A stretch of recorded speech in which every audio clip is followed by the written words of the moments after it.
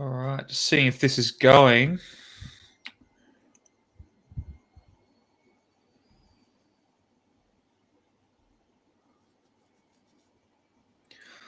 Well, it looks like something is live.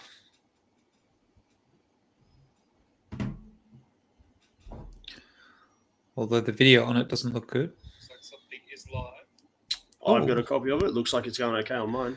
Perfect. Love it. Well, I think that means that we are good to go.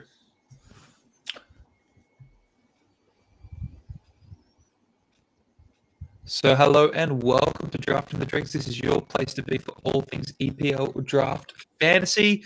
It's just myself and Mick today. How are we doing, Mick? I'm good, mate. How are you? That's good. I'm very, very well. It's a bit odd, isn't it, in that it's been a few weeks, hey? It has been. We were just talking about this. It's been over 3 weeks since we last recorded a pod, but somehow in all that time, we've only had one game week that's actually happened. I know, which makes it really... You'd think that would make it easy to know what has happened, but I've just found it very difficult to actually grasp where we're up to, what we have spoken about in the podcast, and what we need to talk about. So we'll get through it tonight. We'll get through it. But obviously, Dave and Gilby aren't with us this evening. I think that Dave is secretly just incredibly upset with the Watford developments. That's my thoughts. Do you have any other sort of theories as to why he's not here tonight? His excuse to us was that he's preparing his application for when Slaven Bilic gets inevitably sacked in about 3 days' time. Yes, so he doesn't have long to prepare it, so that's what he'll be on. Good.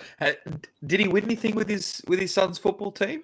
Can he throw that on the CV? Is that something he's done, or is he just going to make something up? Yeah, probably. Just, let's pretend. That's all they seem to need, isn't it? I've never heard of any of the other managers they've ever signed, so how would he be any different? I think he's got a pretty good shot. Now, I think when that happened, obviously Dave's always up to date with it, and he threw it in a group chat. But didn't you mention something about West Brom in the championship? Yeah, so how they're doing in comparison? Off the top of my head, I think Watford have something like 14 points from 10 games. They're sitting mid-table somewhere in there, and we've got Steve Bruce at the helm for West Brom at the moment. We've, in our 10 games, won 1, drawn 7, lost 2, and we're currently sitting 18th, yet somehow he's not under seemingly any pressure to lose his role. So, I mean, there's only one team out of the 24 in the championship that have won less games than us. Okay. We've only lost 2, so there's a positive. Yeah. And we've got a positive for and against somehow. But 7 draws from 10 games is and I'm pretty sure in the majority of those we've conceded first. So I reckon if there was a time spent in front stat, we would be pretty darn low on that. Yeah, okay. So underperforming on that front, which doesn't make it easy to win games, I wouldn't imagine. No, definitely not. So I would love to say we've had the hard run, but I think we've even had some easy games in there that we should have won. So hopefully we can turn something around, but it might be a case of get some good performances and hopefully build for next year. Well, we might touch. I've got something to ask you in terms of West Brom in a moment, but just back on Watford, I think they've had 9 managers in 4 years now. Yeah. That's where they're at. 9 managers in 4 years, which is pretty. Is that counting the one they had? Is that counting the one they had twice? Oh, they had one, and then like 2 years later, they brought the same dude back again for another 6 games or something. It's probably just pure managers. So that means there could have been 10 changes. Yep. So pretty extensive. Impressive. And I'm not sure it's really working all that well for them. Now, obviously, Bilic he's been there, he's done that, he knows what he needs to do. But, I mean, he knows that as soon as if he gets off to a bad start, well, the trigger's just going to be pulled again, right? Yeah, well, he was a former West Brom manager 2 or 3 ago now. Did quite well with us. Had us playing some decent football there for a while. Yeah.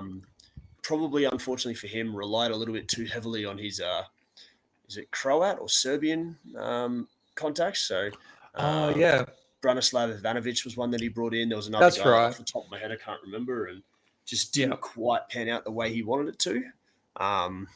And we just didn't seem to give him that much time, and they've brought in someone new, and I think that might have been when they brought in Val. I can't even think of his name right now, but a guy that came up from a lower league, from Barnsley, sorry, from a lower team in the league, started the season on fire, and then just everything fell apart. And now we've got Steve Bruce, and he's meant to be the guy that gets you promoted, and can't even win us a game at the moment. Well, you've got Tommy Rodgick coming in, yeah? So We do. has he actually played any minutes for you yet? I don't think so, no, because we've played one game since then, obviously with a round that got postponed. But I Yeah. don't think he was cleared to play. He wasn't on the bench at that stage, as far as I'm aware. Mhm. Could be wrong, but I don't think so. Yep. Well, I'm very interested to see how he gets on in the championship and whether he gets good minutes. So who knows? It seems Riley McGree's getting pretty good minutes at Middlesbrough at the moment. Yep. So it'd be great if Tom Rogic gets some good game time, obviously leading into a World Cup. He's a quality player, but I think you've got to assume that the championship's a step up from the Scottish League, right? So it'll be Absolutely. interesting to see how he's actually used, considering he's quite an attacking player. And I'm not sure Steve Bruce is one to use a number 10 generally. We kind of play a 4-2-3-1 at the moment. But Okay. the guy we've got playing number 10 at the moment is one of his other new signings. So I'm not exactly sure where they're going to play, if they're going to change system at all. Maybe they'll go to a double kind of 10 or even a double 8 kind of role. Okay. But I don't know. It'll be interesting. Not quite sure what they're going to do. Mm. Well, he's hoping he gets a few minutes. And I was listening to a Football Weekly podcast, and they had who was in charge of the sort of the supporter group of Watford on the podcast, talking about just what the whole experience has been like since the new ownership sort of came in. And obviously, I think fans are getting quite disillusioned at the moment with all the sackings, and are probably a little bit over it. So, and they had an interesting quote, like when the manager who's just been sacked was brought in, like the quotes were very much like, this is the guy that we want to bring in to, for long-term success, we want to build a future around this person with this squad. And those words haven't lasted all that long. So that's a bit of a shame, isn't it? So it's a good one to listen to if you're interested in having a bit more of a reaction of how Watford fans are taking it. And it would be good to talk to Dave, but I'm sure we'll be able to talk about it next week when Dave is maybe preparing his resume for the next time around. So that will be good. I don't know if there's too much else to talk about in the world of football over this last few weeks. Obviously, there's been, not too many games go about, but has anything else caught your eye? Nothing major. There was obviously a few internationals, obviously leading. I think this was the last international break before the World Cup, other than maybe a send-off game. But apart from that, only internationals there. Nothing major. Obviously, England's doing what England does and performing poorly at the moment. Did have a 3-3 draw with Germany, though, where I think all 6 goals were scored by Premier League players, which was interesting. They're already saying Graham Potter may get the nod quite quickly once the World Cup's over. So that'll be an interesting one for Chelsea fans if he decides to go over. I can't imagine it. No, surely if he's just taking that role, he wouldn't, right? You wouldn't think so.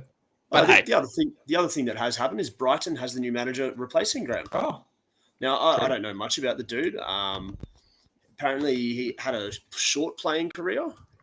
But was it come from Shakhtar or somewhere like that?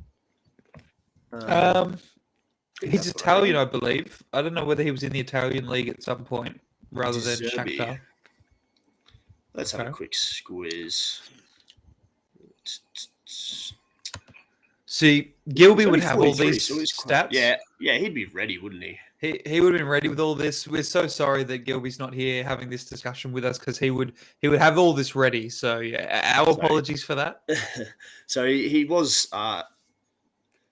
It says something when he's playing senior playing career. His Wikipedia page starts at 98. Dude's not that old. When your playing career almost starts in the 2000s, it's not that old. But he played predominantly, he's an Italian dude, played predominantly in the Italian league, got loaned out a few times, as people do.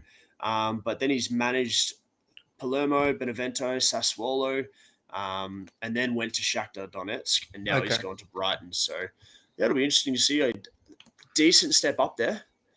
But I can't blame him for wanting to leave a Ukrainian team at the moment. I can understand it.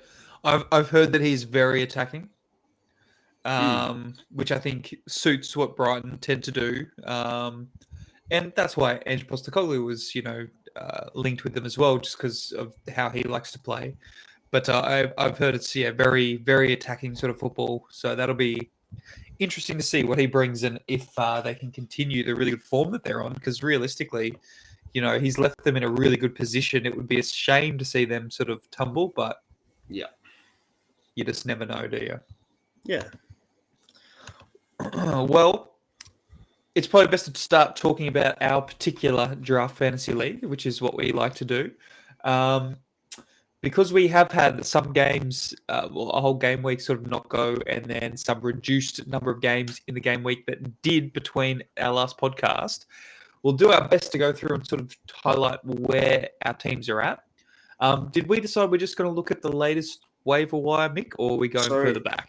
We'll go through game week 7, which is the game week that didn't happen, and game week 8. But what we might do is we might only go through the trades that actually happened and not worry about any trades that didn't go through. So we'll just go through the accepted ones and not the denied and not what the intent was for others. So I can go through that now if you want. Absolutely. Okay, so... Did you want me to bring that up on the screen, or? Absolutely, you can bring it up so everyone else can see it. I've got it here as well, but by all means.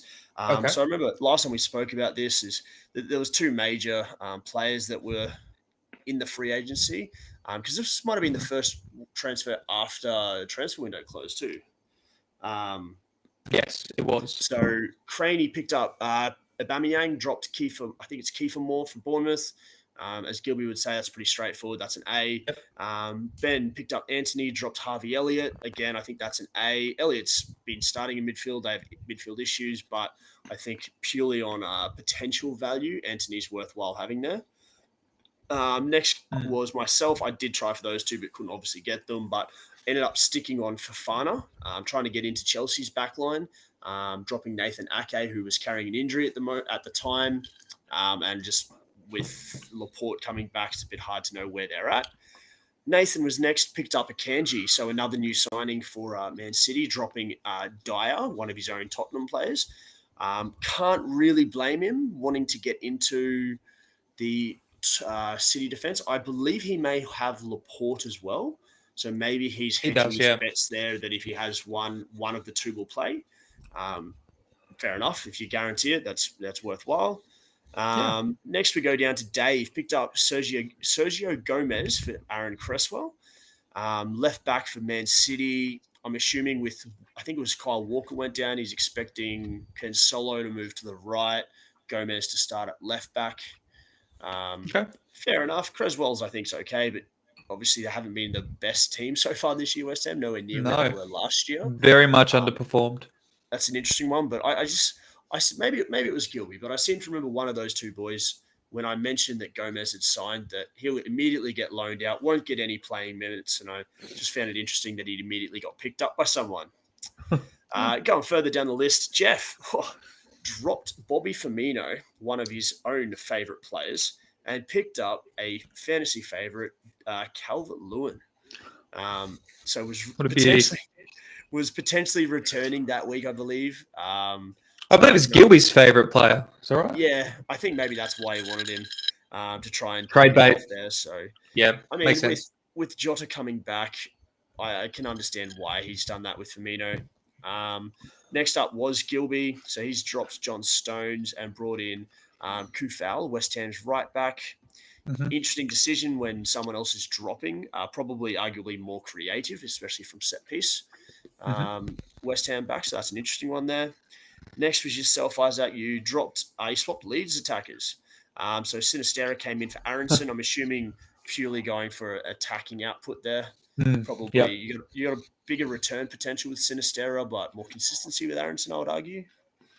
That's the feel. I think before everything happened where game weeks weren't being played and whatnot, there were some injury concerns, which I think Sinistera meant he was probably going to play, and he scored a goal the week before. So I'm like, let's bring him in. Let's see if he's going to continue. But, with everything that's happened now, not sure how we'll go with that. But, yeah, That was the Fair idea.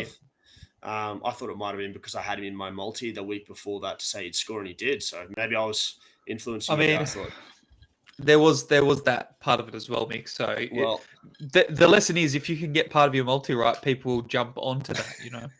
I thought it was if I put something in a multi, you'll just follow what I do. But we'll see where that Oh, goes careful. tonight. Then we got back to the start there. So Craney was next, picked up Joe Gomez for Ben Mee. I'm assuming it might have been one of the Liverpool defenders carrying an injury, and I potentially actually that might have been the week Trent didn't start and Gomez played at right back. So it might have been a bit of thinking there to get a bit of an attacking output. Interesting one. I guess chances are you'll still have a player of Mee's quality to come back in, so there's not really a massive loss. If it pays out, great. If it doesn't, so be it. Nathan next picked up Gordon from Everton, Anthony Gordon, dropping Felipe Coutinho. Gordon's an interesting one. He's kind of been the top player in terms of points on the free agency the entire season. Him and Damari Gray have both just sat there. It's almost like no one's willing to touch an Everton attacker at the moment. But considering that DCL has been out, it's kind of surprising Gordon sat there for so long because he'd been playing out and out striker. So it'll be interesting to see whether his value holds in that time or whether it starts to diminish now with DCL potentially returning and with Morpie having come into the league. And he started pretty well for Everton. Yeah. Going down the list a bit further, we've got Jeff has brought in Lissandro Martinez, the Man U defender for Ben White. Yep. Bit of an interesting one, I thought. I thought Ben White's been pretty good. He's been playing right back as well. Not the most attacking guy, but we'll get there for set pieces. And any wing back in this league is generally going to be slightly more attacking than a centre back. So an interesting one there. And I wouldn't especially say that Man U's defence is stronger than Ben White. So that might have been a 1 week hit. It's hard to know when it was about 3 weeks ago now. So let's assume that's what it was. We go down to Isaac. You picked up Morpie, who I just mentioned, and dropped Martial. I'm pretty sure Martial's been ruled out for a bit. He might be back by now, but at the time he was out for another couple of weeks. Yeah. So I'd had him from the very beginning. He hasn't done anything, so I figured, hey, now's the time to maybe jump off and grab someone who might get some minutes. I think fair enough. Now with the transfer window closed and the chance to replace it and the likelihood of Ronaldo leaving is significantly slimmer, I think it's worthwhile that Martial's not that high of value anymore. Then we go down. Jeff dropped Carvalho, I think that's the young Liverpool midfielder. It is, yeah. Højbjerg, consistent player for Spurs, 2s and 3s all round. May pop occasionally with a goal or an assist and attacking return, but not too much of note there. Then there was only one free agent for the round. It goes to Dan. He picked up Leon Bailey, dropping De Silva. We've spoken about De Silva a little bit. Has probably overperformed earlier in the season for Brentford. Brentford do have a decent run of games, so it's an interesting one, and they have a few injuries at the moment. I think there's a couple of long-term ones in their midfield, but I don't think there's much doubt that if Villa can get their attacking right, Bailey could be a good attacking player there for Dan. So that was game week 7, which was all, I guess, in preparation for that week. But then there was a certain queen that passed away and killed the game week, and nothing ended up happening. So it was a bit of a weird kind of transfer period where we all made these transfers and then it reset. Oh, yeah. If you were coming last, you then got another week to go again. So we'll go straight into game week 8, seeing as we got no, I guess, matches or points to really go through. Now there's significantly less action now, which I guess you'd kind of expect. It'd only be the ones relative to this week that we'd have to worry about. So Ben started off, which first thing I'll say is Craney made no trades, which was a bit interesting. I don't know whether that's purely because a couple of weeks off hasn't looked at it, but Ben picked up Solanke, dropped Amani. I think that's a solid play. Solanke and Bournemouth have good fixtures. On the difficulty rating, they don't play a 4-point fixture until round 17 now, so they don't play any of the really top teams for quite a while. Just unfortunately for Ben, Awani did score in that game. So hindsight's a wonderful thing. Next was myself. I picked up Damari Gray, who we were just talking about. and drops Granit Xhaka, who I actually got in a trade, so I might even go across to that now. Well, yeah. So there was a pretty big trade this week, and I say big because it involved six different players. So Jeff and I have been talking a fair bit and trying to make trades. I think out of probably everyone in the league, we're the two that really try to make trades work, and we'll throw things around there. So it started myself.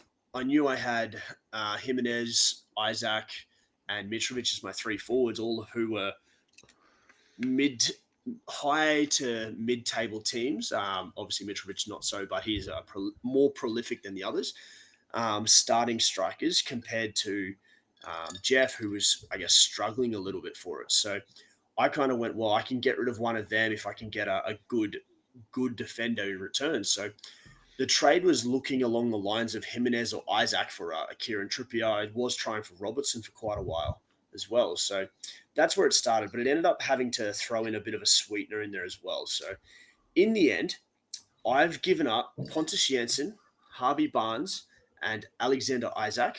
So one from defender, one mid, one forward. And in return, got Kieran Trippier, Granit Xhaka, and Dominic Calvert-Lewin. So in my opinion, I've upgraded my defender.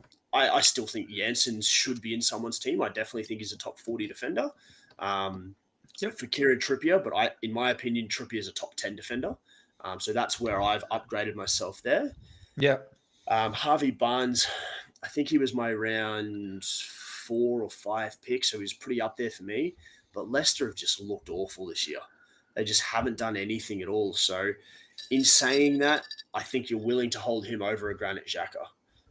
So I will say that that's a win to Jeff. He's upgraded there for Barnes.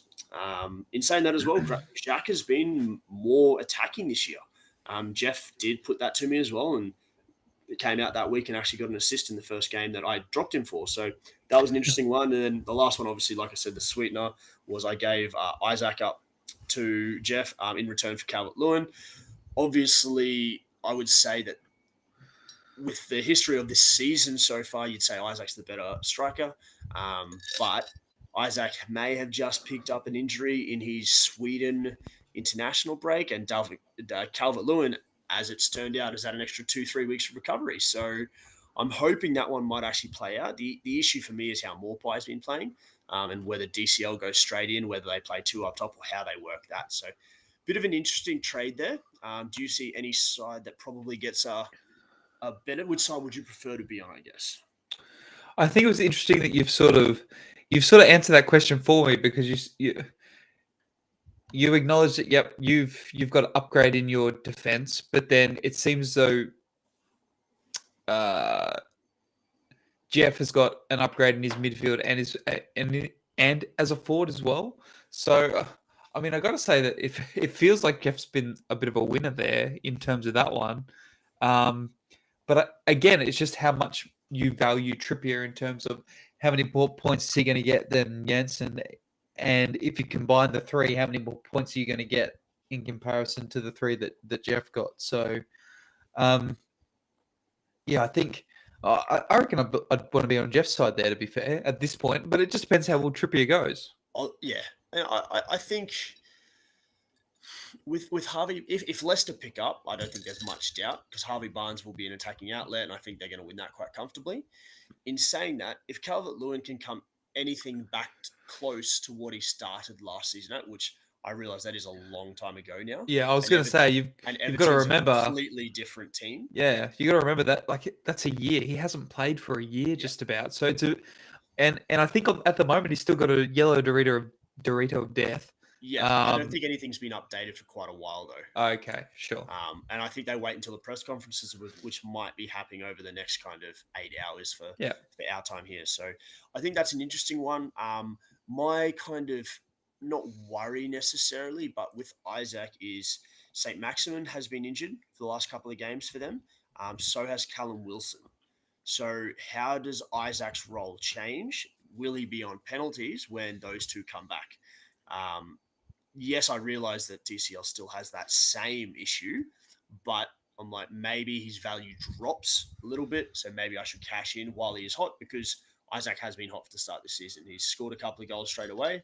And I think in my head, I think I'd prefer to try to split that attacking forward that I had, or attacking forward line that I had up. So Yeah, interesting to see how that one plays out.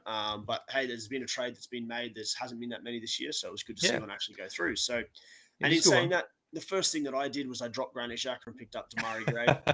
I said that to Jeff. I told him. He said the same thing to me. We'll get to that one in a second. So Nathan was next. He picked up Diego Costa, so the new signing, who I might say had one of the best signing reveals by Wolverhampton. I don't know if you saw it all on Twitter or I on their socials. I actually didn't watch it, but I heard about it through those different mediums. Yeah. Just some social media, some Photoshop type stuff where they have a wolf, the face of a wolf, and then they kind of like almost strobe light it into Diego Costa's face, which it was quite Uh, impressive. And with Diego Costa's history and I guess aggression that he's known for, it was actually quite good to watch. So Nathan's picked him up, dropping Adams from Southampton, which I can understand why he's picked up Costa. Jimenez pulled out lame in the warm up a couple of weeks ago. yep. If he plays for Wolves, fair enough. I don't necessarily understand. Everyone seems to be picking up and dropping Adams like he's Yeah. a 25th, 27th, 30th ranked striker. He's started, I think, almost every game for Southampton. Let me Well, have a let's have quick a look. look. I can He's throw it didn't up here. start week, yeah, didn't start week one. Came off the bench and scored two in week three. Other than that, he's played 90 minutes straight. And if you look at that ICT index, which I know is not a perfect kind of ranking system, but he's ninth in terms of influence, creativity, and threat in the league.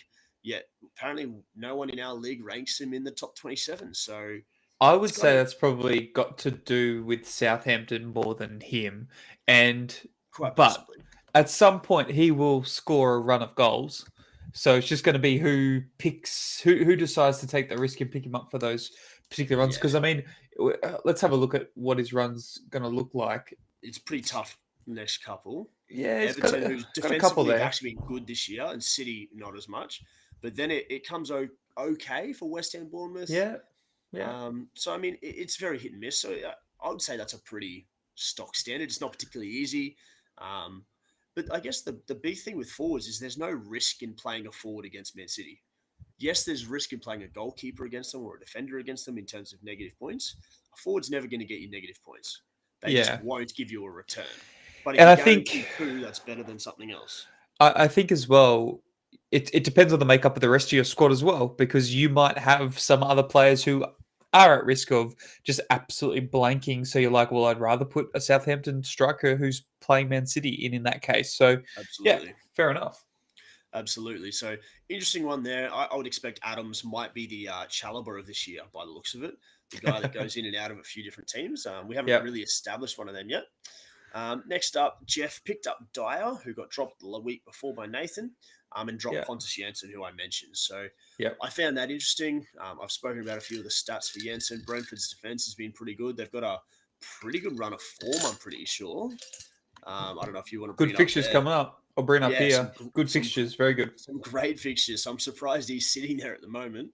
And he had the most big chances last year for Brentford as well. So that Yep. I found that a bit of an interesting one. But I mean, going in for a Tottenham defender, can't really blame it. And I think one of the other Tottenham defenders might have just had an injury at the time as well. So fair enough there. Yep. Next was me picking up me. So, and that was part of my thinking when I made that trade as well, is I knew I could give up Janssen and get another Brentford defender almost of the Yeah. same quality. Yes, maybe not quite the same attacking returns, but I would argue Ben Mee is as much of a threat on set piece as Pontus Janssen is. Well, it looks like you'll be able to get Jansen back next week if you really want him. Well, Just and swap him with that was me. my other thing as well. So I'm not really downgrading there. I've changed who my fifth defender is. I've upgraded Trippier into my third or fourth defender, maybe even second, arguably. And I can still get back that fourth, fifth defender that I had. So there's some potential there for myself. And I dropped a Stupinan for that. So I still think a Stupinan will get picked up at some point. I think he's that good attacking wingback. The issue now is with Potter gone is no one's going to take that risk until they settle into the new manager, I think. Yeah. Yep. Then the last one of the waivers was me again. I dropped Fafana, so the new manager again. Wasn't sure what exactly would be happening there, and I picked up Creswell. The West Ham on set pieces, guaranteed 90 minutes. He's playing more of that left centre back, I think, in a back five. But with West Ham, who just aren't looking creative, anyone that's whipping balls in off set piece is probably worthwhile. Um, and I thought, well, I think that was a 1 week hit at worst anyway. Their next 3 games, Wolves, Fulham, and Southampton. So some solid games coming up for them as well. So that's why I picked up Creswell there. Then there was a fair bit of free agency action. So 5 more to get through there. Bobby Firmino got picked up for Adam Armstrong. So an interesting one there. Firmino's been in and out a few times. Adam Armstrong, I can understand. It must be another case, like you said, of people just not trusting Southampton. And then Ben made 2, which was an interesting one. I was talking to him about these. He picked up Anderson from Palace for Struijk, which, because I said to him, I said, look, and in all honesty, Anderson had been on my watch list since the very start of the season after that first game. On that, we were talking about I mentioned the ICT, the influence statistic, which I don't exactly know how they, I guess, rate that. Come up with it, yeah. He is number 1, which I'm assuming might just be how many passes and general involvements he has in the game. Not necessarily great in terms of fantasy points, but he's in and around the game all the time. The issue, I said to Ben, is they've just finished a good run of fixtures. The problem is they don't play, a hard run of fixtures. They've just finished a hard run of fixtures and have a good one coming up. But they didn't actually play that one round. So he made that trade, and then I said, but you actually need players to play this round. So I think you might be better off dropping him to pick up someone else in the short term, which is then what he did. He picked up Ben White and dropped Anderson, which turned out great for him because he actually got a clean sheet off that Ben White trade. So worked out well for him. The last 2 were actually myself and you, Isaac. So I picked up Patson Daka for Jimenez. Jimenez had been ruled out with injury. I just wanted someone to get me any points, try and get as many players as possible. I got that with a lovely 1 point with a yellow card for Patson Daka. So we'll see what ends up happening there. He pulled out of Zambian national duties with illness. So I'm not sure if he'll continue starting for Leicester. So we'll see. And then you picked up John Stones and dropped Ben. Is it Ben Dunk? Lewis Dunk. Lewis. There we go. Hey, Lewis. So I'm assuming, had Stones been confirmed as the start of that week, or just willing to take the risk? It was fairly likely, given they'd had a lot of injuries and he was fit. So I figured, hey. And Dunk had no game, which is fair enough. Yeah, so that was the reason why. Yeah. So that's the trades that have happened. So fair bit to get through, and obviously no rankings like Gilby would. Gilby next week maybe can just give me a ranking on how poor that was, because I know we'd like to do that last year. Yeah, I mean, he'll be more than happy to do that for you if that's okay. Would you like written feedback as well, or is just that A to E fine? He's a school teacher. He's on school holidays at the moment. He can do that for me, right? He's got spare time. 100%. He'd be more than happy to do that while he's doing the rest of his reporting. Good. No, look, a lot to get through, and I think I get the feeling some of those people that have been dropped will be picked up again very, very quickly in this next waiver. There's a few names that really stand out there that I think are going to come in very quickly to some teams once the free agency goes through this coming Friday. So I found it really interesting this season. It seems like maybe it's having done this for one season now, but people are a lot less reactive and more proactive. They're willing to drop players, which means that players go between our squads a lot more regularly. Yeah. So it seems like, and like I said, we had Chalobah last year, got in and out a few times, but I think everyone was more willing to hold someone for longer last year. This year it is, you're missing 2 games, you're out. Yeah, I think people saw it as too much of a risk last year to drop players just because the way we've always played. But I think, you've got to realise that to pick up points and to make it so that the gaps in the table don't become too large, you really need to be, like you say, be proactive, get guys in who are playing, get guys in with good runs of fixtures, get guys out who you think have done as much as they can for you. So, I think it'll be very, very interesting what happens this next wave wire. And I reckon there's going to be a few names that have gone out last week that'll come in this week. So that'll be interesting to see. So it's probably time to look at the league as it stands now. there was a reduced number of games this game week, wasn't there? So there was a few Yes. games that weren't being played. I think it was the Monday games. I think it was Um, any game in London where the police force were required elsewhere. I think they mm, didn't have the security a lot of those games in London, as well as the public transportation couldn't run to the yeah, same extent. And I think there was one other game that got cancelled. Man U Leeds. I can't actually remember why. Was it moved because of the same reasons? potentially. I know Crystal Palace Brighton. It was down in Brighton, and they actually cancelled that one quite early because of public transport. And then the strike didn't go ahead, and they didn't have time to obviously say, yeah, we're going to play the game now. So obviously, there's a few issues like that have been going on. But all in all, I think you'll see that reflected in in the points this week. So obviously, I'm not sure if too many managers actually got a full complement on the field. We'll have to track that as we go. But yeah, definitely not as many points this game week. So we're going to have a bit of a look at that now. So I will throw that up on the screen. Let's have a look at the league table as it currently stands after game week 8. So we've got Craney still in ninth. Yourself, Mick, you've gone downwards. Unfortunately, Yep. this game week into 8th. Nathan's just in front of you. Ben's been the big mover this week. 37 points, been able to jump up some places, but it's pretty tight there. There's a tight pack sort of forming from 6th to 8th. We've then got Dan, who's a little bit ahead, who had a pretty good game week. We've got Dave with a pretty dismal game week. So we'll have to talk through that one. Jeff in 3rd, Gilby in 2nd, and myself in 1st. I had a great game week, which I was really, really happy with. So shall we jump into Cranies? Let's do it. Okay, well, I'll go through this one. Crane, 27 points. So we see, Mendy, nothing. He's got a whole bunch of people who did nothing. It was Son who came good for him finally with 19 points. So It was off the bench as well, I believe. that was off the bench. So, I mean, hey, can you imagine what would have happened if Conte decided, nah, look, I'll just rest him. I'm not going to put him on. Craney would have literally have had, 6 points. Yeah. So, 8 points. Yeah, I missed the other 2 for Johnson. So he only had 6 players play, and pretty much all of his points came from Son. So, I think he's very, very lucky that Son decided to finally have a blinder for him. It's taken him some time, but I'm sure Craney's pretty happy that Son's finally got him some points. It's pretty unlucky that there's 1, 2, 3, 4, 5, 6, 7, 8, 9 players. When there's only 6 out of the 20 teams that don't play, 30%, he has 60% of his team that doesn't play. And I guess that's one reason why I like diversification in my team, not only for changing and making sure if one team plays like crap to have someone else, but when games don't go ahead or there's rearranged fixtures that you don't end up in that situation. Absolutely. So 27 points could have been a lot worse. Could have been the worst round total we've ever had. That's what it could have been. 8, yeah, absolutely.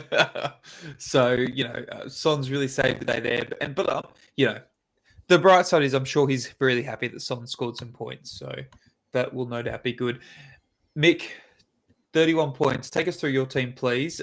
Did you have a full complement this week? I tried to set myself up in a way that I would, the exception being Calvert-Lewin. So I thought I would probably have 10, which I was pretty okay if that happened. Unfortunately, I've scored 31, which I haven't hemorrhaged points in terms of how far behind I've fallen. But in a round where I knew I would predominantly have more players playing than other teams, I think I definitely got hurt by players like Sun coming good. Other managers in our team in our league, that have that really strong player, they got points when they needed it. And again, I've got Trent and Sancho, 2 of my my premium players who weren't playing this week. So to end up with 31, look, it's okay. It's better than the first 3 rounds of the year when I had a full complement. So you know what? I'll take it. Unfortunately, and we'll get to it later, I'm still getting further away from the top. But we'll see. Hopefully, I'm setting myself up to have a couple of good rounds later in the season. So I had Leno and me both only got me 1 point, as well as Daka. who got a yellow card. I did get 5 from Trippier, a new signing, and 5 from Connor Cody, 2 from Creswell. So I would argue a few of those trades have worked out relatively well for me, some less so. Bukayo Saka got me 2 assists and a clean sheet for 9, which really helped. Pedro Neto got me 2, Damari Gray got me 3, and Mitrovic got me 2. So not a whole lot there other than Trippier, Cody, and Saka. Just appearance points elsewhere. But in a week like this, you just need as many playing as you can. I got that.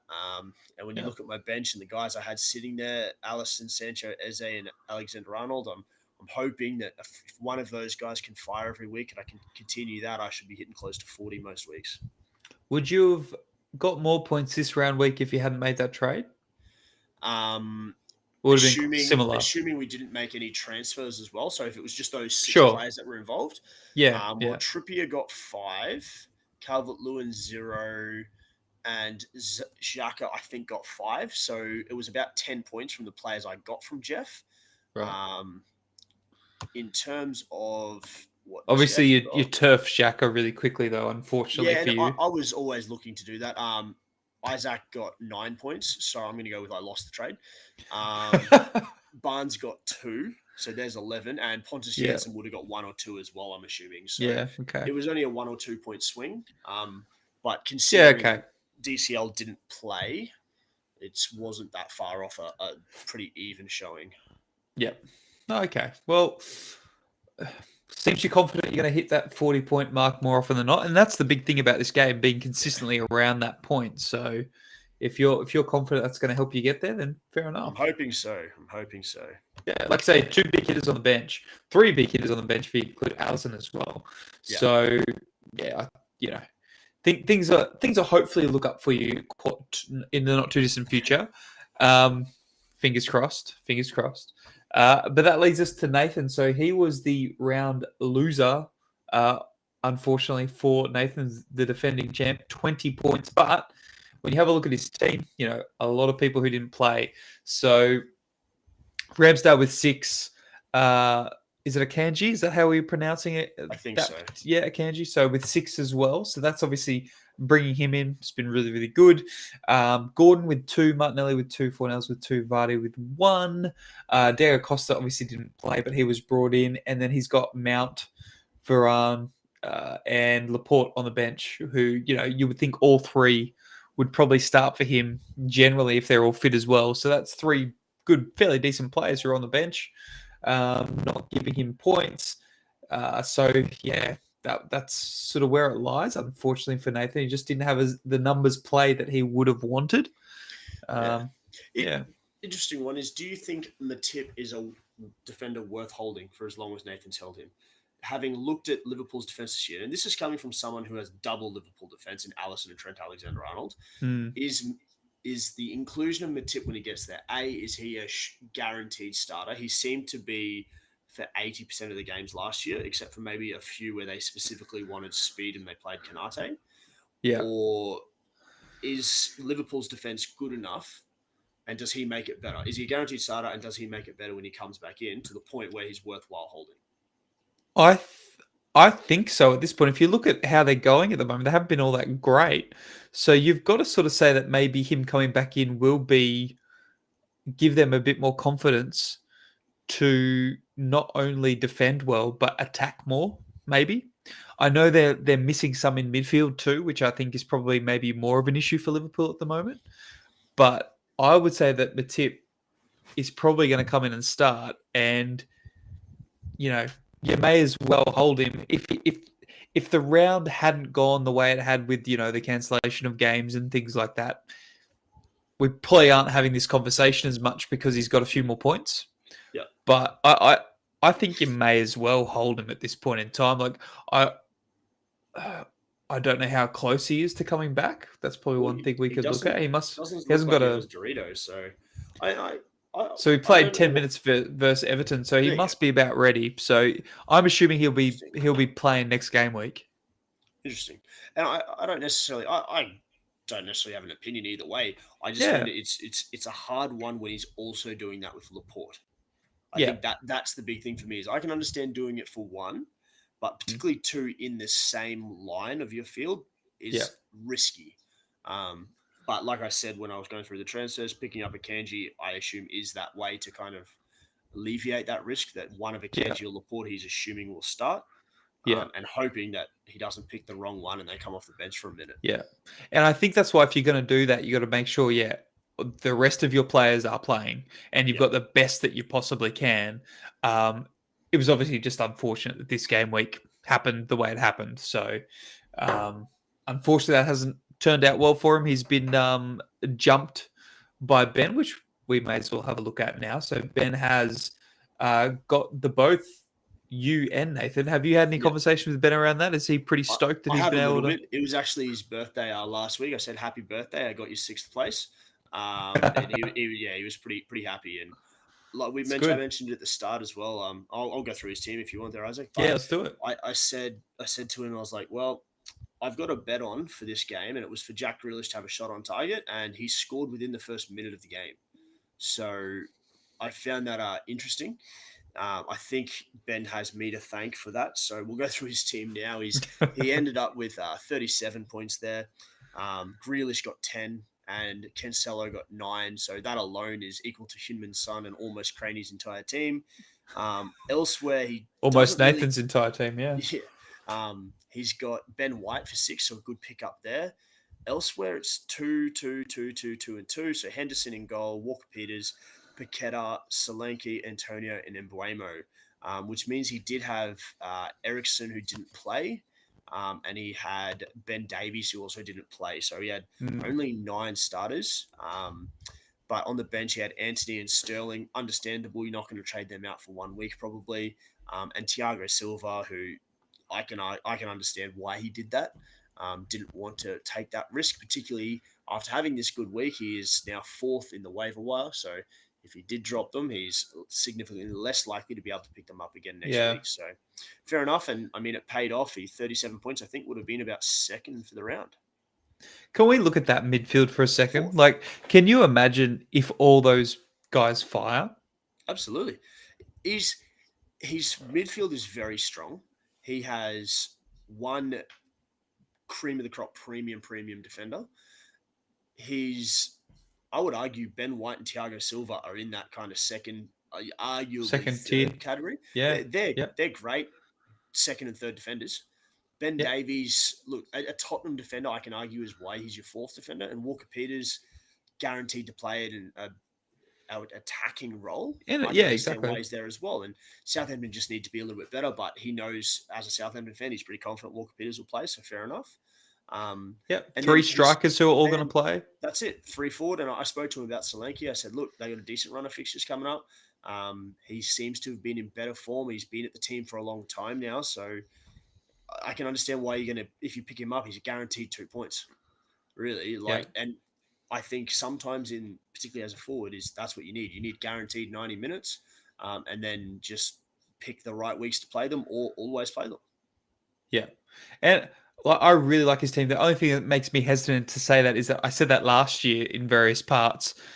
So I do apologize, Ben, that I did maybe put the mocker on you a little bit. But you look at that midfield, if they all fire for a couple of weeks, for 3 or 4 weeks in a row, like the sky's the limit, right? He could just all of a sudden fire up the leaderboard. I did say that to him as well. I said, look, your midfield's really strong. What I would say I would at least entertain offers for is, like I said, diversification, Ericsson and Anthony.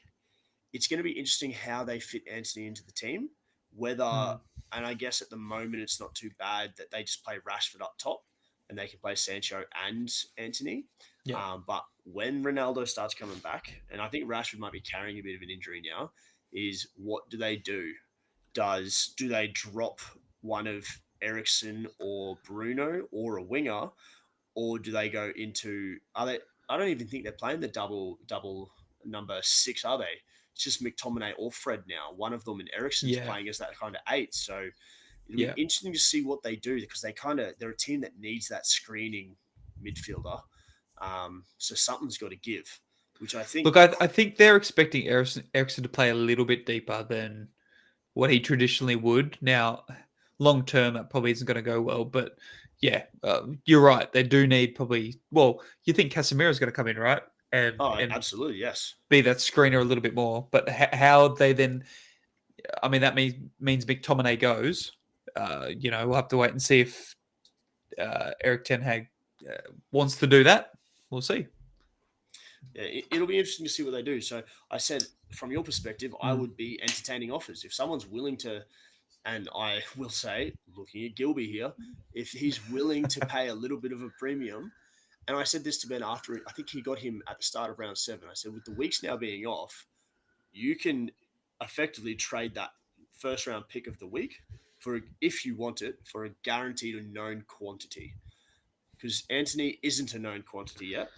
So you Yeah, can risk it or you can trust your instincts and go for it. So interesting to see what he does. I think he'll. It looks like he will be playing right wing, and Sancho will move to left, which isn't necessarily a great sign for me.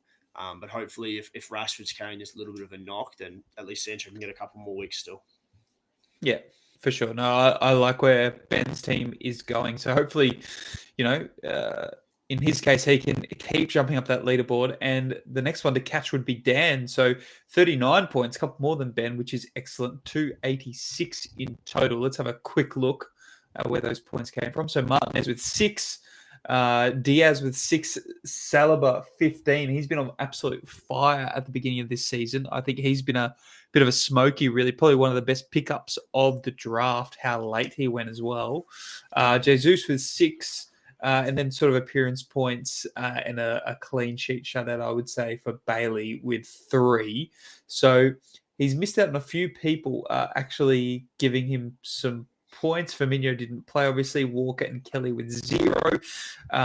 Look at the bench. We got Diaz, we got Harrison, we got Cucurella, 3 guys who would probably normally be in his team, on the bench. So that's a good sign as well. So for 39 points, you got to say that's not a bad effort that game week. And absolutely, that's what I was saying before about, and I assume we'll see more of that kind of theme. Is a game week where you're expecting low scores because a lot of teams aren't at full capacity, to have that one guy that can come in and get you big points when you got 3 guys on 6 and a guy on 15, there's 33 points. That alone would have been enough for a mid-table finish this week. Yeah, and you wouldn't think it from a centre back defender either, to be fair. No. So he's been playing really, really well. Been really, really impressive. So yeah, I'm sure Dan's very, very happy that he's been able to secure him in late on in the draft.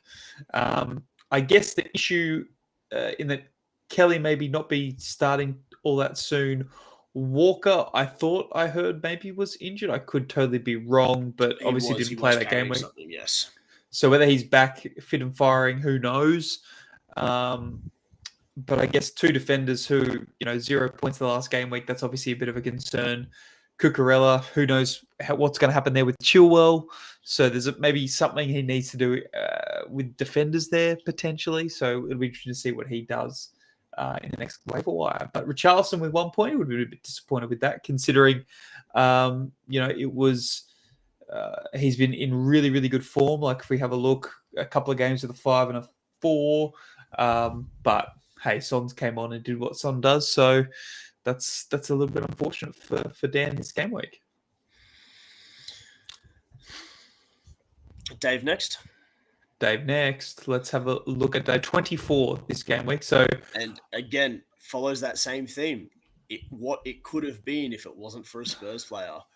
yeah. Another one of those where, again, I went out of my way to make sure my team had 10 or 11 players playing.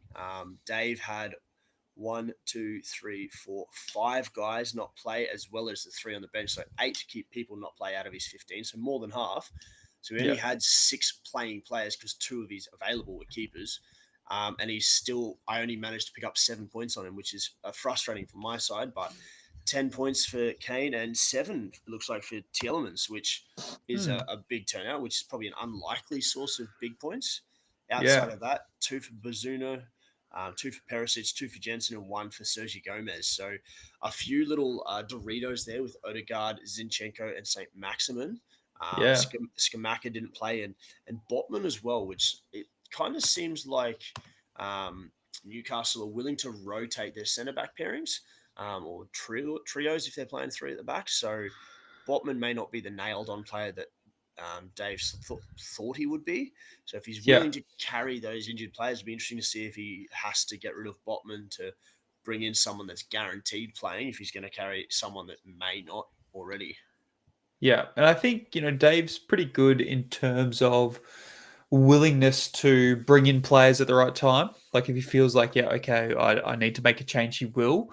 But it's a bit difficult there when you look at those three Doritos of death, like three pretty big plays for him, yeah?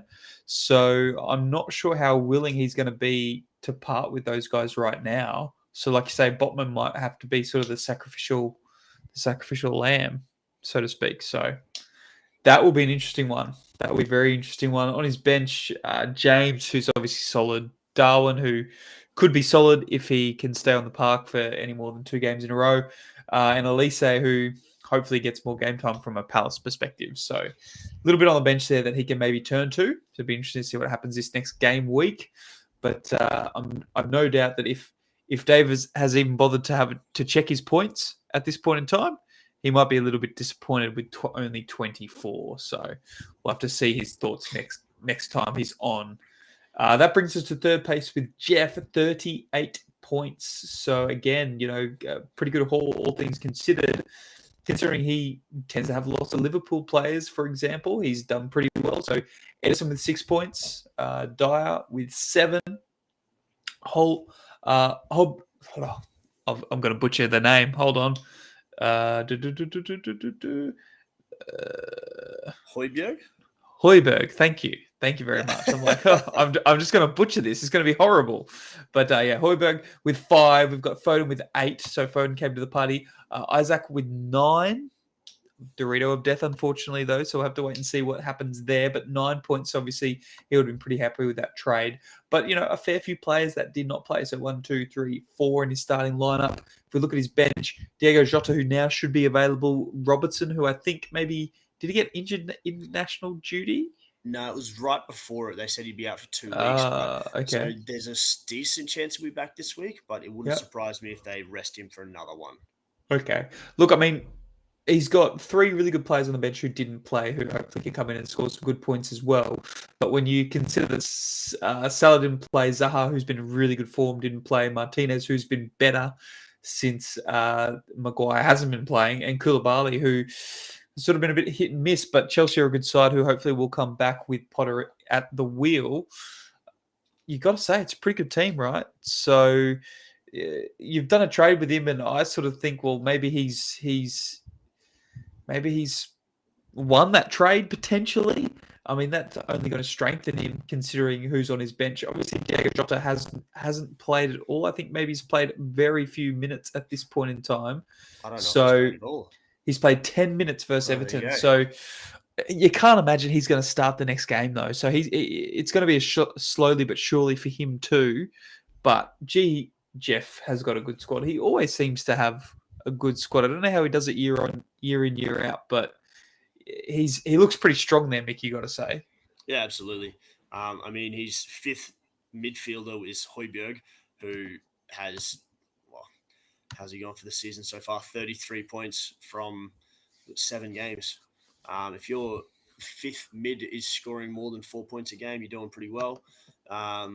He's got Salah, who honestly hasn't even hit form yet either. So yeah, scary that if Liverpool can come good, Jeff could very quickly make up the distance to the top. Absolutely. So that'll be one to keep an eye on, see what sort of plays Jeff makes in the next few game weeks. Then we've got Gilby, 35 points. Pretty good round, really. And with that 35, he's had 2 from Pope, 2 from Kafal, 2 from Target, 7 from Digne, who has a lovely Dorito of death at the moment. De Bruyne with 10, Gundogan with 1, Ward-Prowse with 1, Watkins 2, and Alvarez 1, and Maddison, who's been really, really good form with 7 points. So, got to be pretty happy with the haul. If we have a look, Trossard, who's been doing okay, Chilwell, who's been on fire when he has played, and Dalot, who's been much, much better recently. So a good bench there who didn't play. He got as many people as he could on the park, which is always nice, especially on a reduced game week. But look, you got to say 38 points with De Bruyne with 10 has got to be the highlight. Again, Yeah, another strong squad, really. I I would almost expect Gilby to be similar to the same boat as me.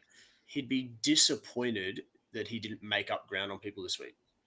And we'll Yeah. obviously get to why he didn't make up ground in a second. But he's sitting second overall, which is great. And 35 points would be almost smack bang in the middle. I think only one person broke 40 this week. A couple didn't even get to 30. So most people are in that 30 bracket. So Yeah. he's pretty much done the same as everyone. But to have had 10 guys play, as well as to have two sevens and a 10, to only then come up with 35 points elsewhere with two ones and four twos and then a no playing, I think he'd be a little bit frustrated almost with that.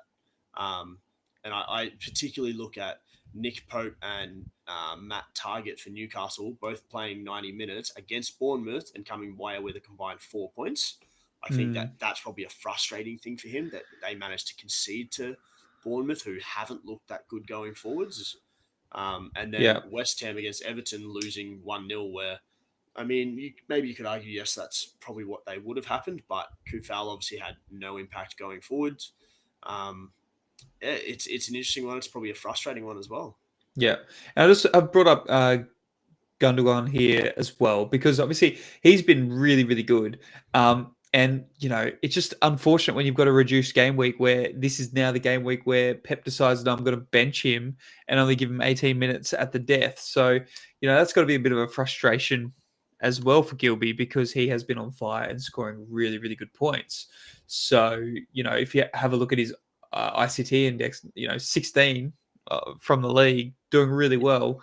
And it just so happens that this is the game week he gets benched. So, yeah, it's got to be a bit frustrating for Gilby, like you say, when you want to try and make up points on certain people and Yeah, make gaps between others. I wonder if, and I've never really looked at it this way, but we've spoken before, and we've probably more so previous years, but the whole concept of handcuffing players. So if you have one player in a certain position, but also getting their backup, particularly for goalkeepers, because if one doesn't play well, you get their backup straight away. You don't have to worry about it. I wonder if we should almost, and I realize I don't play the same role specifically, but should we almost be looking at De Bruyne and Gundogan and combining them into one player to say, okay, you're going to play these two every week, but if I don't get a combined 10, 11, 12 point return, it's a bad week. It's probably a little bit of an all or nothing strategy, but you're guaranteed to get, I would say you're guaranteed to get 120 minutes combined out of the two of them. Very rarely are you going to have both of them benched in a single game. Um, True. I think maybe that's a way you can kind of look at it. Maybe that's how Gilby is looking at it. To say, look, I'm guaranteed to get 120 minutes out of these two players for a great team. There's a guaranteed 12 points. If I can get 10 or 12, that's 5 average. If you can do that across everywhere on the pitch, you take 55 points every week. I think that's a good way to look at it, to be fair. Realistically, realistically, I think you have to do that with those two players in a sense because you know that if De Bruyne doesn't play, it's highly unlikely that Gundogan's not going to. Yeah, and I think Highly maybe unlikely. So you're especially right. especially if you look at it as De Bruyne will play, so you'll more than likely get the full or a majority of a match plus Gundogan starting half of them. And Yeah. like you said, if De Bruyne by chance doesn't, well, Gundogan will, and generally he'll be very influential. So Yeah. I'd say as much as most of us maybe will, not a risk necessary to pick up Gundogan, but it's a hard person sometimes to carry when, because I had him towards the end of last year because I looked at his underlying stats and they were fantastic. Yeah. But it's hard when you get game weeks like this where he gets 18 minutes off the bench and gets you one, when you could have had a Harvey Barnes who's playing for an awful team and not doing much, getting two. But I guess if you're carrying De Bruyne, it probably makes it significantly less of a risk. Yeah. I mean, if any one of those two's getting injured, the other one's just going to play all the games Yeah. because they'll have to. So, yeah, you're right. I think I think 11 points from the two of them for the game's probably not a bad return, right? That's probably what you want. Absolutely. So, but like I said, when it's a reduced game week and you want to make up points, that's not what Gilby would have wanted to see, unfortunately. But And in the one game that De Bruyne didn't start, which was against Forest in the 6-0 win, he played 21 minutes. I'm assuming came off the bench. Gundogan played the full 90. And yeah, to be honest, in the 6-0 win, there was not a single attacking return between them. yeah, right. That's unlucky too, isn't it? Really, when you think about it. Very. Well, it's probably time to have a look at the next and final manager, which is myself. 46 points this game week, which I was very happy with. It's been enabled me to sort of get a little bit of a gap on Gilby and Jeff, which has been nice. So if we have a look here, Lloris with 2, Nico Williams with 1, Stones with 6, Gabriel with 6, Bernardo with 6, Kulusevski with 5, Bowen with 2, Mopai with 9, Tony with 2, and Haaland with 6. I've got those guys on my bench, so Fernandez, Malacia, and Sinistera, who did not play, and Pickford, who I believe is now injured as well. So, Lloris, I didn't realize had a Dorito of death too, which there you go, thigh injury. So I'll have to think about that over the coming days. But yeah, 46 points is pretty stoked with that. I wanted to make sure I had a full team playing. That's really one of the reasons why I made that Stones trade as well, because I wanted 11 players playing so I could try and make a gap, because I realized that, if there's going to be some double game weeks and things come up, so the more gap I can make now, the better, because those double game weeks might be a bit more difficult for me, potentially, just given that I had a whole load of people play. So, yeah, I think I'm pretty happy with that overall. Absolutely. When 6 teams aren't playing and you can still get 6 of your players to score 5 points or more, you'd be pretty bloody happy. Yeah, and like absolutely. I said, you've had a very similar strategy to me, and the season's basically gone the same way the rest of the season has so far. In that, you've been really fortunate and picked really well in picking the players that have hit. I mean, Haaland, man, he's a freak. Just an absolute freak. 11 goals in 7 games is unbelievable. And Morpay started really well for Everton and had the right defenders at the right time in terms of picking up Stones. So it's turned out really well. And I mean, if Fernandez comes back in, if Man U can start playing well, Malacia and Sinistera, I mean, they're probably not exactly world beaters, but Sinistera particularly can probably get you a 6 to 10 point haul every now and again. My issue, and I look at that, is he's your 5th mid anyways. How often are you likely to actually play him in front of someone? I look at it, and the guys you're likely to probably bench most weeks are Henry, Sinistera, and then I guess you get the choice of Malacia and Nico Williams, potentially Bowen, even with how West Ham's been, if they've got a Man City or someone like that, or a Tony if it's a really bad matchup. So it's a matter of, I mean, the guys you've got on the bench have probably come with some of your weaker guys, but I guess that worked out quite well for you. Yeah, I mean, I think I know that there'll be occasions where, I'll just want to play 3 at the back and 2 up front, and I can just put all my mids in. Like, I think that's really what I know may happen, because like Morpie, there'll be games where I won't want to play him for whatever reasons. If Calvert-Lewin comes back and starts to play regularly, Morpie, he could get dropped. Who knows? So there's that possibility as well. But yeah, I think you're right. I've been lucky in that I've been able to bring in good players who are getting good points at the right times.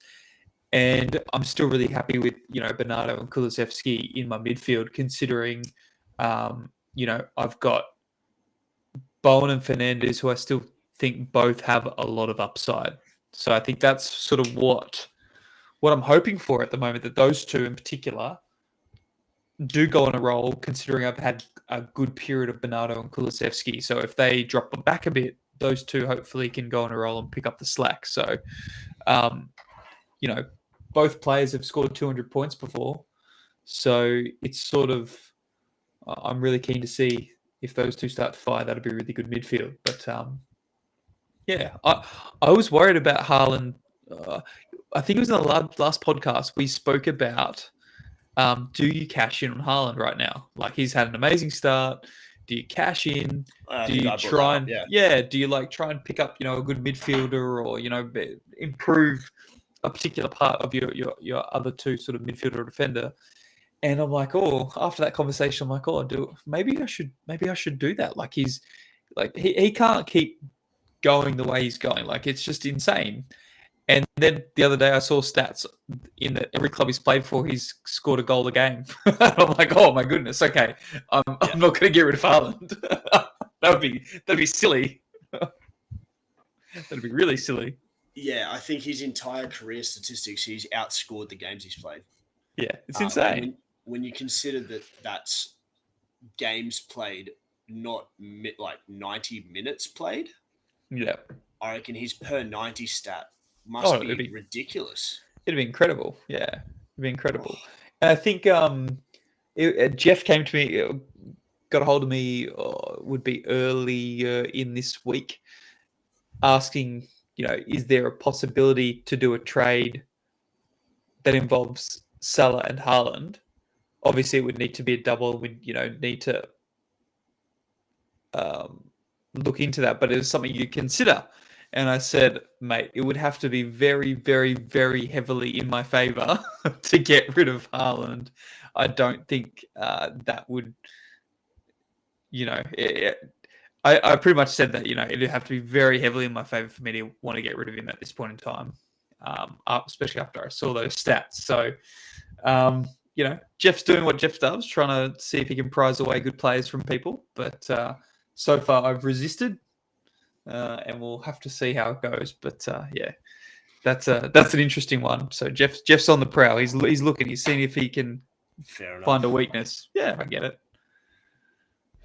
Very, very nice. So that's where we're at. So I'll just go back to the league table for a second, just to do a bit of a recap, because, like I said, I'm really happy that I've been able to put a bit of a gap now. It's not a big gap by any means, but it just means that hopefully over the next few game weeks, I've got a bit of security there, and I can hopefully stay on top for a few more weeks before being chased down by you, Mick. Well, I'm looking at my my little spreadsheet I've got there, and you say it's not a big gap. And yeah, I did you want to bring that up? To Gilby, it's 14. Oh, I don't even know how I can do that. How did I do it last time? That's the third button along, I believe. Shit. Oh. There we go. Here we go. Hey, we're well practiced at this. Look at this. Oh, man. This is quality content. All the zero streamers that we've got going on right now, they're going to love this. Is that going there for you? Can you see it there, Gil? Yes. I just had it pop up. Okay, Here we perfect. go. So, there you go. Put points behind leader there. So I've got a little stat there now. I like to look at that so I can keep track of like where I am. Yeah. Zoom in a bit. Zoom into it a bit, Mick. Geez, Let's make it larger. I know. Not like that. What are you doing? I know. I'm doing great things.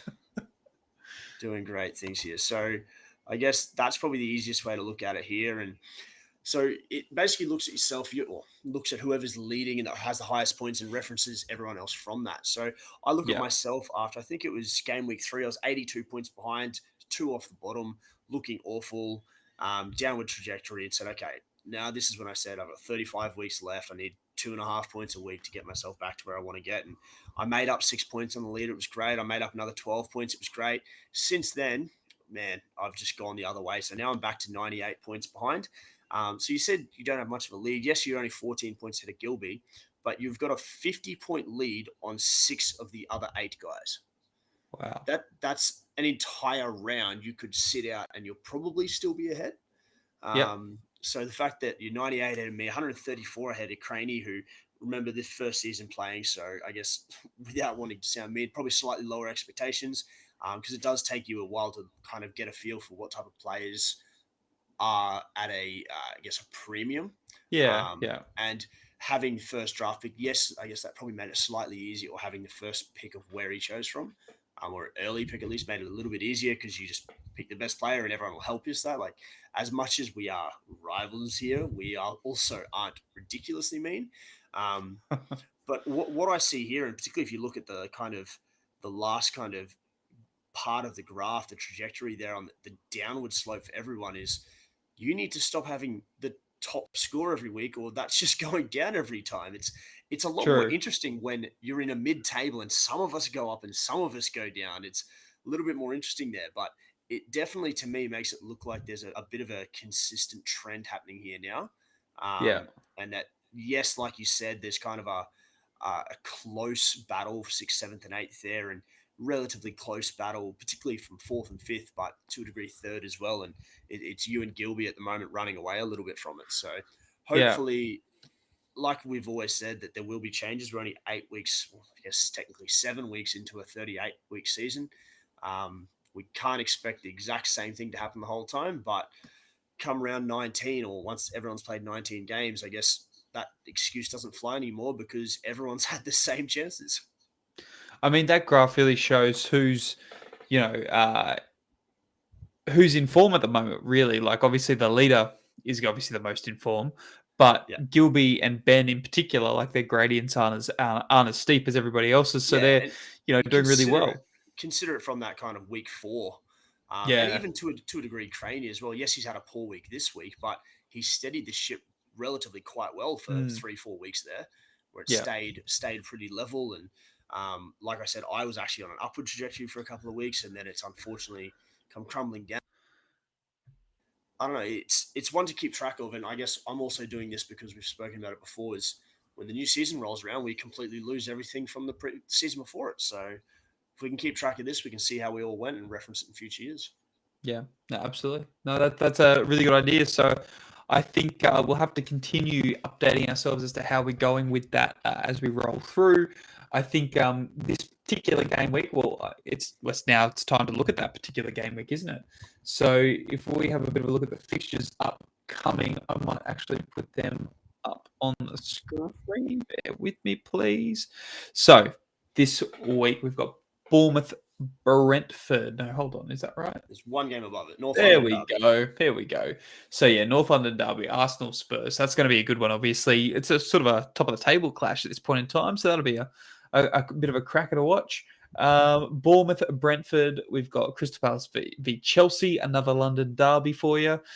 We've got Fulham versus Newcastle, Liverpool versus Brighton. Brighton with a new manager. That'll be interesting to see.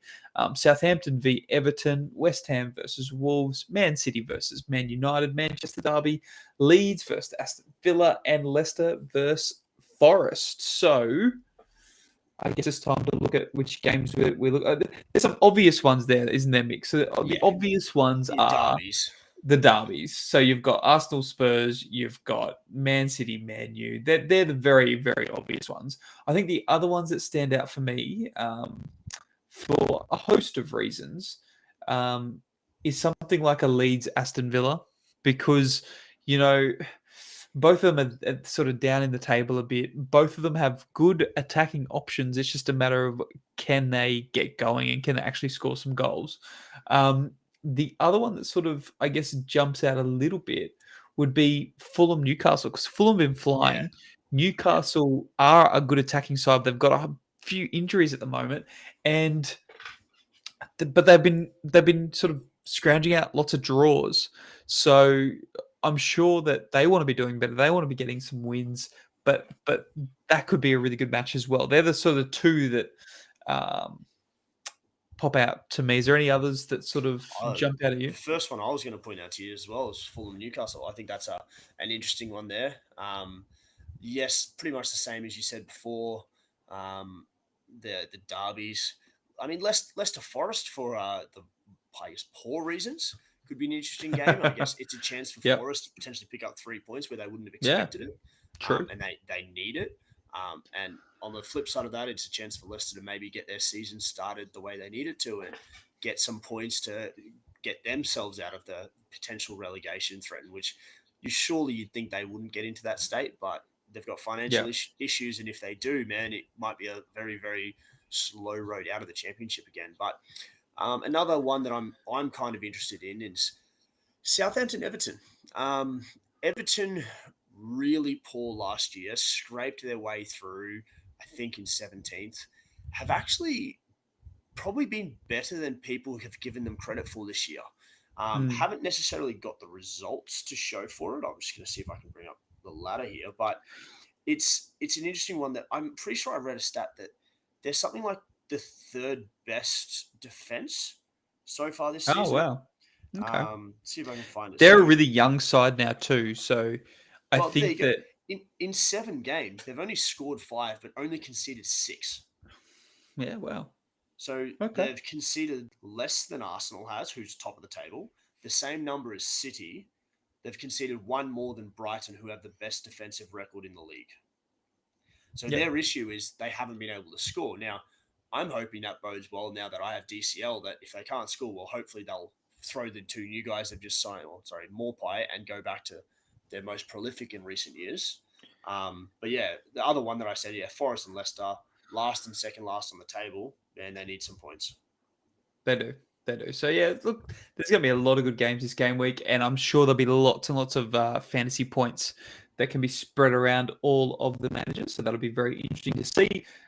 Mick, please tell me that you've got a multi going. Come on, I got one a second ago. Yeah, I did. I've got one. Because I mean, parts of your multi have been actually coming off. Well, so like you're progressing. What I didn't tell you before is I told you I messaged Ben about the Manchester City game, about Grealish. Yes. Now I messaged him because we didn't do a podcast. Everyone was giving me so much credit about my last multi, which was the game week that didn't happen. So that's probably the closest I'm going to get this year to winning. But I put another one on for the sake of it, and I actually picked it just in one game, Isaac. So I think it was about 38-1, or might have been about 35-1 in a single game. And it was for Wolves City to end as a 0-0 draw. And I realised that's out there. And Jack Grealish to have a shot on target at any time. The best part is, after 54 seconds, I'd already ticked off one of those 2 things. Jack Grealish had scored a goal. Unfortunately, it meant the other one couldn't happen. Correct. So it was a 54-second bet, but it was interesting. But I do have one for this week. For a split second, you were like, oh. Yeah. So this week's multi, I've got in the North London derby, I've got there for there to be over 2.5 goals scored. So 3 goals or more, and Harry Kane to score the first goal. Okay. I've then got Liverpool to beat Brighton. And I've picked Everton to beat Southampton. Okay. Now, that's the entire multi. There's not that much to it. Okay, wow. I've gone 3 goals or more, Harry Kane first, and both Merseyside teams to win. Now, I've gone for Everton over Southampton. Everton's actually paying $3.40, so they're actually long odds. Oh, okay. So those I guess 4 things combined, or those 3 matches, is $43 there. So obviously the tough one's going to be Harry Kane to score, and then for Everton to get the win. But Everton's Southampton 13th, 14th on the table. Defensively, Everton's been really good. They just need to actually, and maybe with DCL coming back, they can do something. There you go. I'm sure part of that multi may get up. Maybe Liverpool will win, and I'll be 1-4. Yes. How good. Although Liverpool haven't been playing that well, so you never. And it's against Brighton. They're paying $1.33, so that's really short odds for 4th versus 7th on the table, and Liverpool is the 7th, I think it was. Yeah, they are. They've haven't got the points that they probably would have wanted at this stage of the season. So hey, you never know. But I think it'll be Chelsea and Brighton in particular, because they've had their manager changes. We'll have to wait and see. Like Palace are playing Chelsea. I would absolutely love for them to beat them. They've been playing good football too, but we'll wait and see what Graham Potter's done with them over the last few weeks. And the same with Brighton. So look, it's been a pleasure, Mick. Thank you so much. Absolutely. I think we've done pretty well without Gilby and Dave here. It's obviously never the same, but overall, I'm sure that hopefully that will give us a passing grade. Well, you know what? I reckon we'll have a better viewer to panelist ratio than ever before, Isaac. You could well be right. So hey, let's leave that as the positive spin of the evening. So Mick, good to see you. Thank you very much. And look, we'll do it all again next week. Cheers, mate. Lovely. Thanks, everybody.